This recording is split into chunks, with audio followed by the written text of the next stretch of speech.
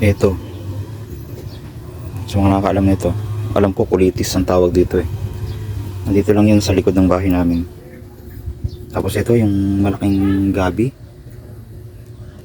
Masarap yung pinakalaman yan. Yan, dito lang sa likod namin yan. Nitong tag-ulan, mas malago sila. Tapos malunggay naman, ito lang. Ano, dito lang sa tabi. Pero yung mga mais na yan, di sa amin yan. Yung may-ari po niyan. Yan yung klase ng mais na to, talagang pinapatanda nila. Kasi pang pakain sa mga baboy, manok, ganyan, libe. Yan yung ginigiling, ginagawang feeds. Yan, tuyo-tuyo na nga siya. Hinintay na lang na harvestin. Marami dito, mangga, yan, nandun, mangga. Tapos langka, no? Then meron pa akong isang nagustuhan ditong gulay dito sa Pampanga na lagi nilang niluluto. Ito, yung damo na ito. Yan, ang tawag dito mga kapatid ay maligoso. Ito para siyang ampalaya kasi mapait siya. Hinahaluan lang ito ng sardinas. Napakasarap na.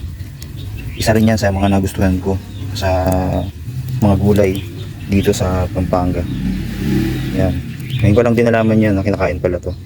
So napakasarap niya yung natikman ko. Lalo na pagka niluluto ng asawa ko, gustong gusto ko yan. Meron din dito mga ligaw na saluyot. Ito. Yan. Tumubo lang yan dito sa likod bahay. Ayan yung mga kasamahan. Pinakain din to. Ito madulas to pag naluto. So masarap din to. Ayan. Saluyot.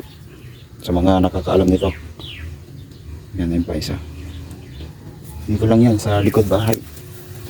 Papaya, meron din tanim dito. Ayan, maliit pa lang. Tsaka ito. Ayan. Masagdaling din nga ako ng singkamas dito eh. Ito. Ayan o. Singkamas to. Tapos, kagandahan pala sa singkamas para din siyang kamuting baging. Ayan o. Tinanim ko yan yung pinaka tinapyas ko lang na piraso. Kasi yan, tumubo na siya. Ito. Yung pinakalaman niya. Tapos lumaki na siya ng lumaki, humaba. Nung nakita ko ito pala yung dahon niya ng singkamas. Yan, ang laki na. Umakyat na siya dito. Pwede rin palang itanim yung pinaka baging lang yan eh. Ito pa. So inabangan ko na lumaki na rin siya. Dito naman sa harap namin, may mga tanim yung tatanggal dito ng mga kamuting kahoy. Yan. Meron din ditong tanlad. Ayan. Dito sa probinsya dahil pwede ka magtanim dito ng mga gulay, prutas. Ayan. Meron pa ditong tinanim na kamuting baging. Meron ding ito, sitaw. Ayan, maliit pa siya.